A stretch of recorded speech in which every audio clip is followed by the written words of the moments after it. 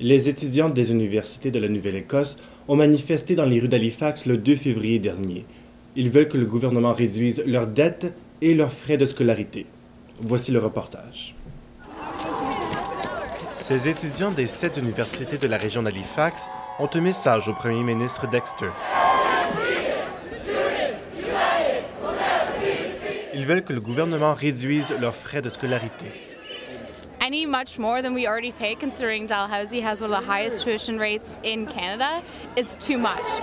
Le gouvernement dit qu'il placera un plafond de 3 % sur les frais de scolarité l'année prochaine.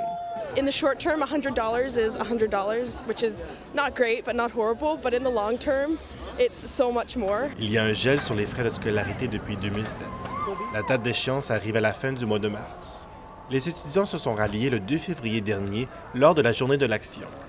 La journée avait été organisée en partie par la Fédération canadienne des étudiantes et étudiants. Students now graduate with close to $30,000 in debt.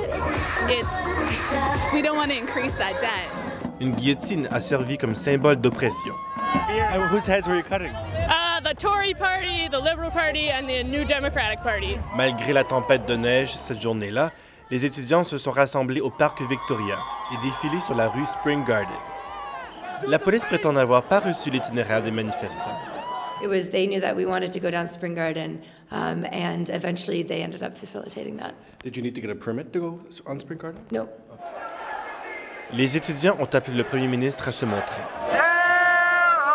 Malheureusement, il n'y avait pas de session à la Chambre d'Assemblée cette journée-là. Ces étudiants s'inquiètent non seulement des frais de scolarité qu'ils doivent payer l'année prochaine, mais surtout de la dette accumulée qui les attendent à la fin de leur bac, d'ici 5 ans. Le gouvernement coupera son financement aux universités de la province de 4 % l'année prochaine. Cela équivaut à 14 millions de dollars. C'était un reportage de Justin Mahoney. Alors, suite à la manifestation du 2 février dernier, l'Alliance des étudiants de la Nouvelle-Écosse ont rencontré la ministre Marilyn Mar. C'est elle qui s'occupe des affaires postsecondaires dans la province. Ils voulaient parler avec elle des enjeux qui la préoccupent le plus. Ils disent que plus de 69 % des diplômés de l'université ont une dette de 31 900 $.